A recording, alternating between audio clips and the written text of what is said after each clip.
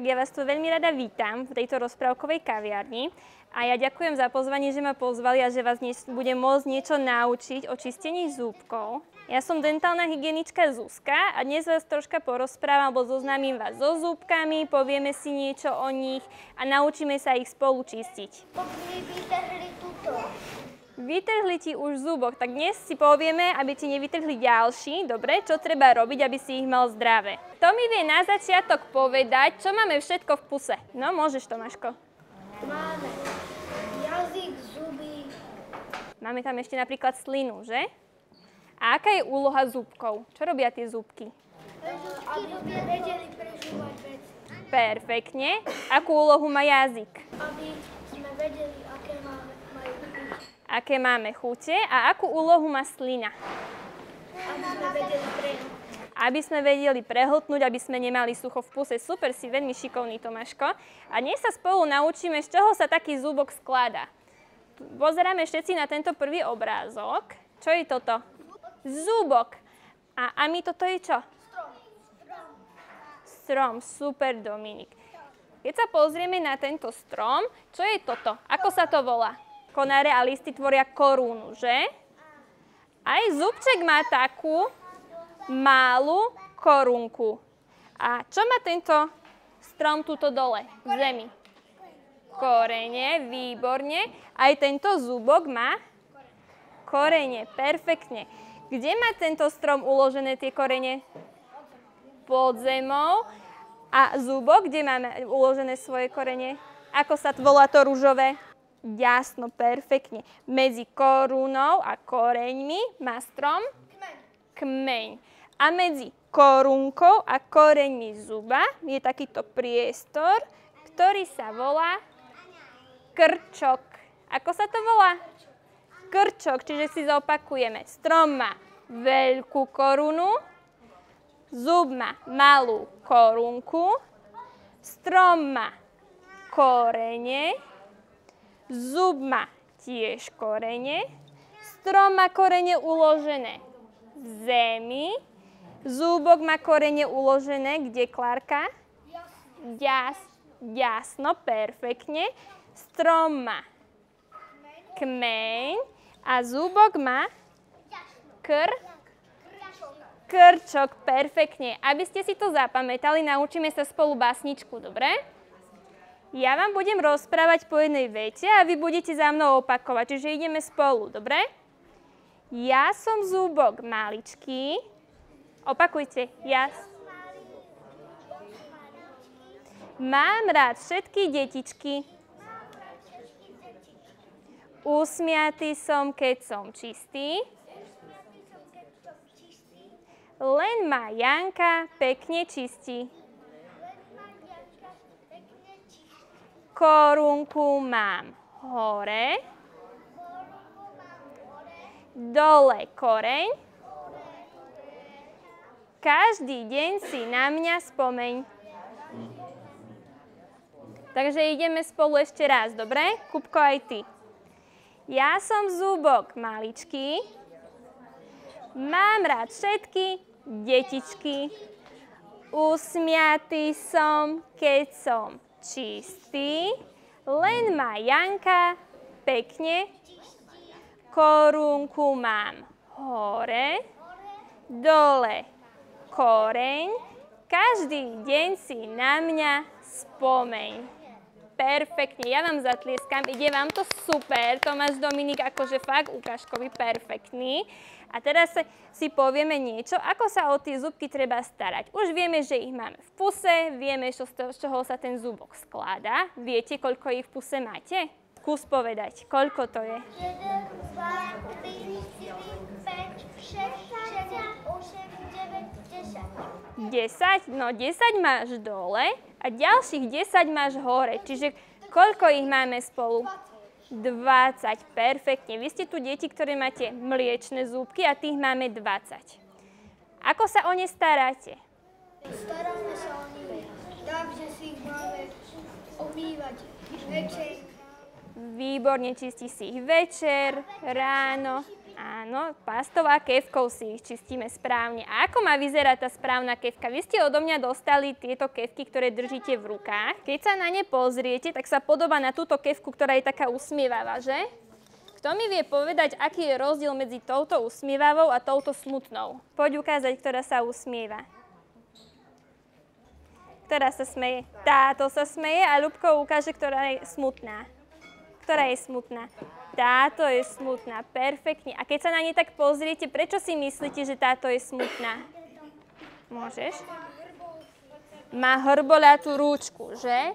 Taká hrboľatá, áno, táto má ručku rovnú. A ešte aký je rozdiel medzi nimi? Je taká roztrapkaná, že? Čiže tá správna kefka, aby sa tá kefka usmievala, by mala mať rovné dlhé vlákna, toto sa volajú vlákna, a rovnú dlhú rúčku, aby sa nám dobre držala. Má takáto kefka aj rovnú dlhú rúčku? Máš takúto? Bude sa podľa tejto usmievať? Áno, bude sa usmievať, lebo má čo? Rovné vlákna a rovnú dlhú rúčku. Perfektne. Ja vám to teraz rozhádžem. Dobre, a skúsite si to vy aj poskladať. No, vy ste šikovní, uvidíme, čo z toho vznikne.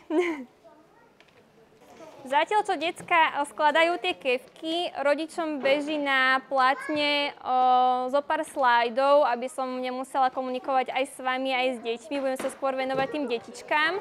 Čiže kľudne, ak by ste mali nejaké otázky, tak môžete mi do toho zasiahnuť, môžete sa pýtať, alebo potom na konci. Dobre, je to také základné info, že ako má vyzerať tá kefka, na čo si dať pozor a tak ďalej. No už to máme hotové? Áno. No Ami, ešte sedíš na poslednej kocke. Kam bude patriť? Super chalani, môžete si sadnúť, ste perfektní, zvládli ste to úžasne. Máme poskladanú správnu a zlú zubnú kefku. Čiže kto mi zopakuje, ako má vyzerať tá zubná kefka? Môžeš, Tomáško? A čo má mať? Rovné vlákna. A rovnú držaciu tyčku. Rovnú dlhú rúčku. Nie tyčku, ale rúčku. Dobre, aké poznáme ďalšie pomôcky? Môžeme si ešte čistiť zuby tak, že si zoberieme elektrickú kefku. Elektrickú kefku, áno. O túto kefku dnes súťažíte. Som zvedavá, ktorú z vás vyhrá. To je elektrická kefka. Ďalej, kto pozná toto? To je na čistenie jazyka, perfektne. Si to škrábka na jazyk. Používa niekto už toto? S tým si čistíme túto takto. Medzizubná kefka, výborne. Elektrickú doma. Toto pozná kto? Čo to je? To je gumba, ktorá sa používa čistiť zubky a my boli... To je dentálna niť, áno. A takú dentálnu nitku máme aj natiahnutú na takejto šabličke. Dobre, deti, a povedzte mi, prečo si tie zubky čistíme vlastne? Aby sme ich nemali špinavé, aby nám ich nevytrhli šťatky. Aby sme ich nemali špinavé, aby nám ich nevytrhli. A prečo nám chcú tie zubky vytrhnúť niekedy? Čo tam sa deje? Aby sa nám tam neuložil kas. Presne, aby sme nemali zubný kas. A kto nám spraví zubný kas? Bacily nám spravia zubný kas. A vieme, ako ich spravia? Prečo? Cukrom, presne. A tak ako my, keď napríklad vypijeme veľa vodičky alebo džusu, potrebujeme cikať, tak tie bacily sa napápajú toho cukru a tiež cikajú takú kyselinu na naše zubky, ktorou potom spôsobia zubný kas. Preto si tie zubky čistíme. Ja tu mám pre vás taký nákup, ktorý som stihla nakúpiť predtým, než som prišla sem. A vašou úlohou bude teraz roztriediť tieto potraviny, tento nákup do týchto krábic. Pôjdete každý po sebe, dobre, čiže počkaj Dominik, počkaj. Sadneme si. No poď, môžeš. No čo si myslíte, kam bude patriť táto paprika? Toto bude patriť sem. Perfektne, zubok sa bude usmievať. Toto. Jablko Počkaj. patrí sem. Jablko patrí sem, výborne. Uhorka patrí sem. Dobre. No ale počkajte, deti, aby ste Mrkvička. Nebude usmievavý, výborne. Nebude usmievavý. Dobre, to môžeš dať takto do myštičky. Dobre, decka, môžete si sadnúť. Ja tu mám nejaké potraviny, ktoré ste dali nesprávne. Môžeš mi dať? Čo si myslíte, kam bude patriť citrón? Bude patriť do zdravého. No, nemáš úplne pravdu, Olivka. On je síce zdravý, ale ako sa tvárime, keď spapame citrón? Ako sa tvárime? Je kyslý, áno, je veľmi kyslý a kyslé tiež zubkom škodí. Čiže my sme síce zdraví z citróna, dávame si ho do čajku, ale zubok veľmi šťastný nie je, keď ho celý papáme. Dobre? Čiže zubok bude smutný, keď spapáme citrón. A čo takýto syr? Syr patrí do usmievavého, veľa bielka. Nie len kvôli tomu, ale je hlavne tvrdý, nelepí sa na zubky, čiže pre naše zubky nie je škodlivý. A čo si myslíte, kam patrí takáto výživka? Do smutného. Prečo? Je v tom cukor. Perfektne, Tomáško. Ja vám ukážem, že na sladkostiach, ktoré sú zdravé, ktoré neobsahujú cukor, je takáto značka. Vidíte to? Keď uvidíte takúto značku na sladkostiach, znamená to, že môžete tie sladkosti spápať bez toho, aby ste sa báli, že tým našim zubkom budú škodiť. Dobre, a čistíte si zubky deti same, alebo vám čistia rodičia? Ty si čistíš sám. Dobre, decka, máte svoje zubné kefky v ruke? Dajte si dolu tie kryty a ideme spolu čistiť zúbky teraz, dobre? Dáme si takto ruku, aby ste videli na tie štetinky, dobre? Nie takto, ale takto štetinkami k sebe. Výborne. Dáme si kefku do jedného líčka, dovnútra. Rodičia, kľudne môžete prísť s deťom. A budeme robiť maličké krúžky. Krúžime. Výborne, krúžime. No, teraz sa pasta nedáva, teraz čistíme zubky na sucho. Dobre? Nemali by sme ju kde vypluvnúť, čiže robíme malé krúžky. Keď sme si zubky vyčistili v jednom líčku, ideme do druhého líčka a krúžime do druhého líčka. A ostali nám ešte žuvacie plôžky a tu budeme robiť takýto vláčik, budeme šúchať. Perfí, šúchame.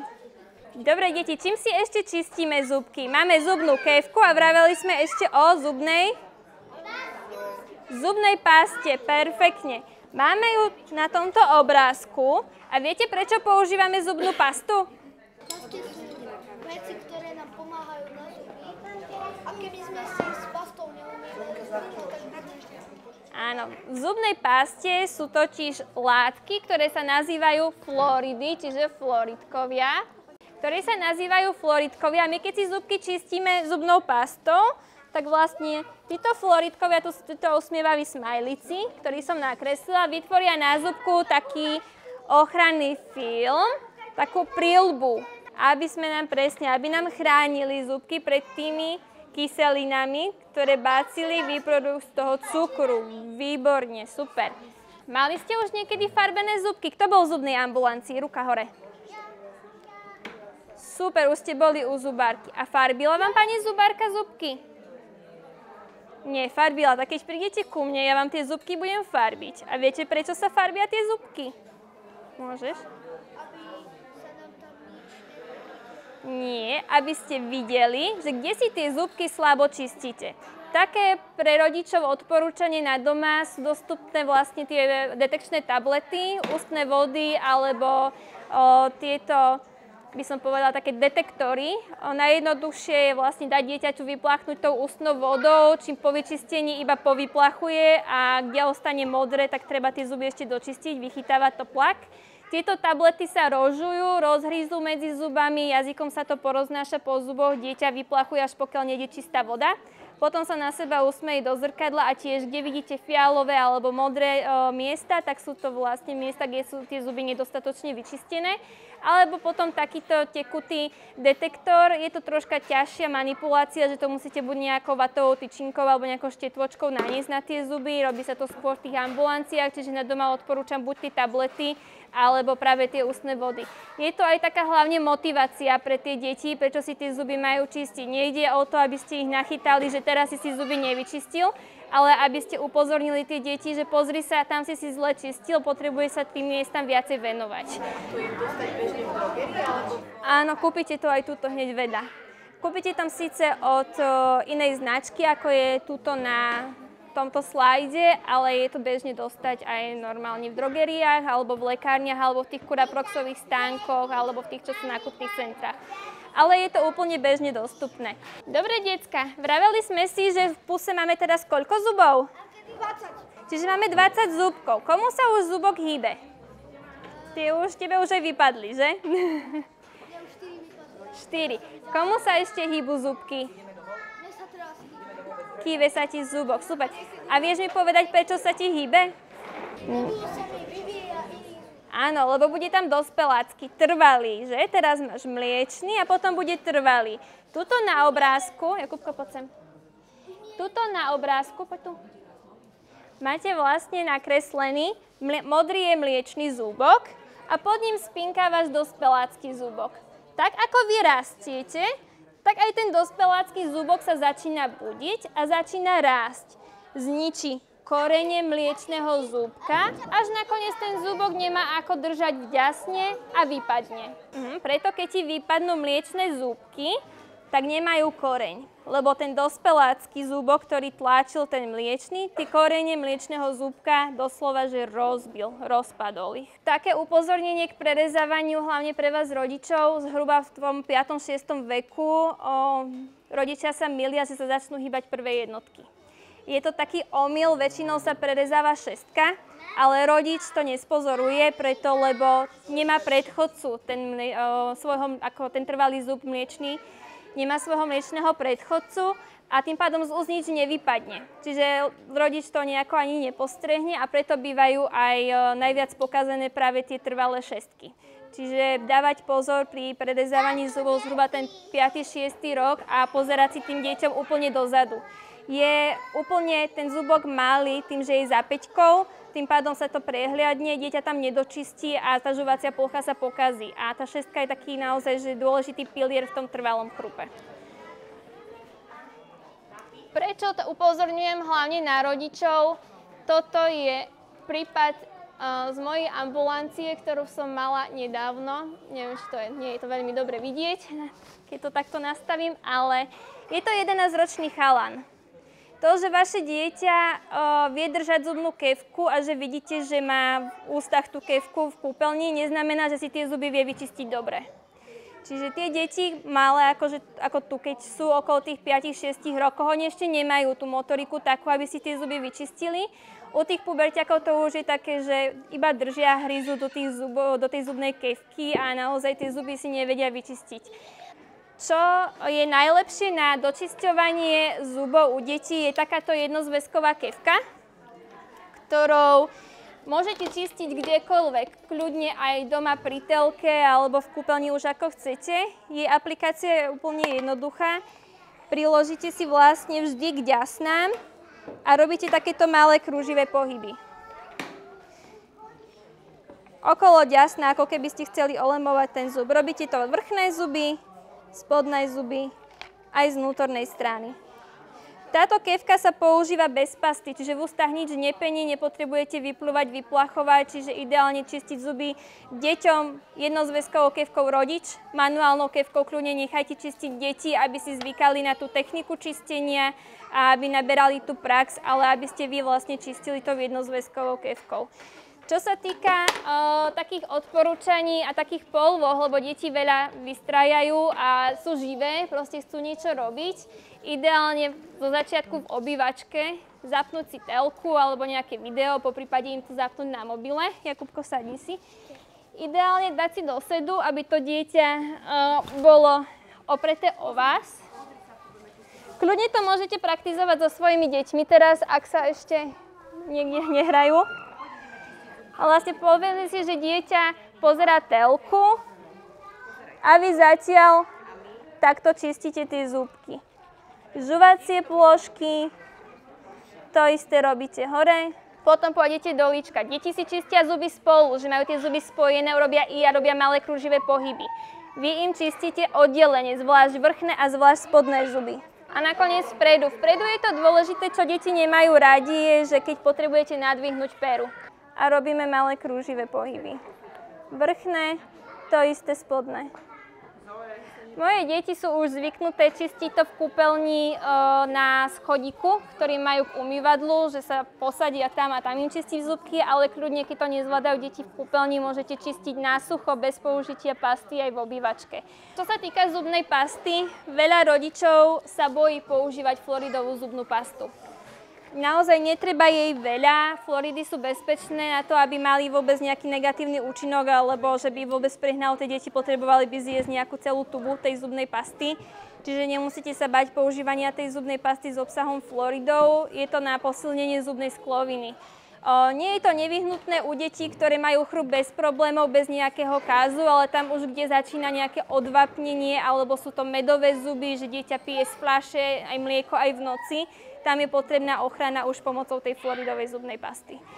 Tu je vlastne použitie tej jednozväzkovej kefky, ako máte ísť vlastne v oblasti krčkov. Bude to takýto pohyb, ako je zobrazený na videu, že robíte takýto stieravý pohyb hore-dole v oblasti krčka, alebo naozaj malé krúživé pohyby okolo ďasien. Je to úplne jedno, ktorý pohyb budete preferovať, účel plnia obe. To isté robíte aj na tých spodných. Používanie medzizubnej kefky je skôr u detí, keď už sa prerezávajú aj trvalé zuby. Keď sú vlastne dva susedné trvalé zuby vedľa seba, netreba tam na silu samozrejme rvať tú medzizubnú kefku. Dôležité je úplne ľahko preniknúť do toho medzizubného priestoru, nemali by ste na ňu tlačiť. Pri mliečnych zuboch to nie je potrebné, nakoľko je tam iný medzizubný priestor. Mliečny chrúb má medzizubný priestor doslova že rovný, tam je potrebná tá dentálna niť, ak sú zuby v bode kontaktu, ale trvalé zuby už potrebujú vlastne tú medzizubnú kefku, ak sú vedľa seba. Tu je vlastne tá dentálna niť. Hlavná zásada pri používaní dentálnej niti je, nikdy nejdem priamo do medzizubného priestoru, aby ste neprenikli naozaj že rýchlo a neporanili deťom tie ďasna. Vždy idem pilkovito, ako keby ste chceli rezať doslova že drevo. Alebo potom na zjednodušenie sú tieto šabličky u detí veľmi účinné a dajú sa kúpiť aj rôzne so zvieracím motívom, kde tu niť už máte danú. Čo je tam nevýhoda pri tých šabličkách, že nedokážete ten zub tak obopnúť o svojho vlastne protiľahlého suseda. No a tu je vlastne ešte znázornenie čistenie tou zubnou kefkou, ktoré sme si ukazovali. Čiže priložíte kefku k ďasnám pod 45 stupňovým uhlom a robíte drobné krúživé pohyby. Žiadne šúchanie, žiadne pohyby, keď sú deti majú spojené zuby, oddelenie zvlášť vrchné, zvlášť spodné zuboradie a naozaj je potrebné dostať sa až k tým ďasnám, lebo u detí sú hlavne potom tie krčkové zubné kazy. Asi hlavným bodom programu bolo žrebovanie o slnickú kefku. Máme ju vlastne tuto. Je od značky Philips, čiže zo všetkých zúčastnených sa bude žrebovať zubná kefka, ktorá vlastne slúži aj ako motivácia pre tie deti. Keď má rodič naozaj problém s tým dieťaťom, že už nevie si dať rady, tak vlastne takáto slnická kefka vám môže napomôcť. Jednak uľahčí vám to čistenie, nakoľko už nepotrebujete robiť tie krúživé pohyby, ale tá kefka čistí už za vás. A jednak dá sa to spárovať s tabletom, s mobilom, čiže vidíte, ako čistíte a krmia tie deti tam tohto spárkyho, tohto maskota tejto zubnej kefky. Čiže je to takou hravou formou, že za každé vyčistenie dostanú nejakú odmenu, čím ho môžu nakrmiť. Ona vlastne vyzerá takto, aby som vám to ukázala aj takto. Pre tie staršie deti je tam už väčšia hlavička, pre tie menšie deti je tam takáto mini hlavica. Hej, čiže naozaj zmestí sa to do pusy deťom, aj ktorí majú 2,5–3 roka. Vždy to treba používať pod vašim dozorom, nikdy nenechať tie deti o samote iba so sonickou zubnou kefkou, lebo tak ako si dokážu zadrieť to ďasienko manuálnou kefkou, dokážu si ublížiť aj pri používaní sonickej kefky. Kľudne si to môžete chytiť. Rovnaké, keď ja mám napríklad Diamond Smart Clean, tak... Áno, on je to detský motív. Len sa pridá akože ďalšie zariadenie. Áno, on je to detský motív. Dopustky. Tie štetinky už kmitajú. Je to veľmi dobré aj u stavu, ako sme videli na obrázku toho 11-ročného chalana, kvôli tomu, že on nečistil. On si dal tú kefku do pusy, ale nečistil. A tým, že tie štetiny už vibrujú, majú ten kmitavý pohyb, tak vyčistia o mnoho viac, ako keď iba priloží tú zubnú kefku a štetiny sa nehybú. A čo sa týka potom zastanca teórie, ste, že jedenkrát denne elektrická, jedenkrát manuálna? Nie je to potrebné. Aj. Nie je to vôbec potrebné. Buď používajte manuálnu, buď používajte elektrickú. Nie je tam žiadne nejaké riziko pri používaní zubnej kefky sonickej aj 3-krát denne. Ale nie je to zbytočné. 3-krát denne si čistíte ráno a večer. Všetci? Asi áno. Tak je to na vás.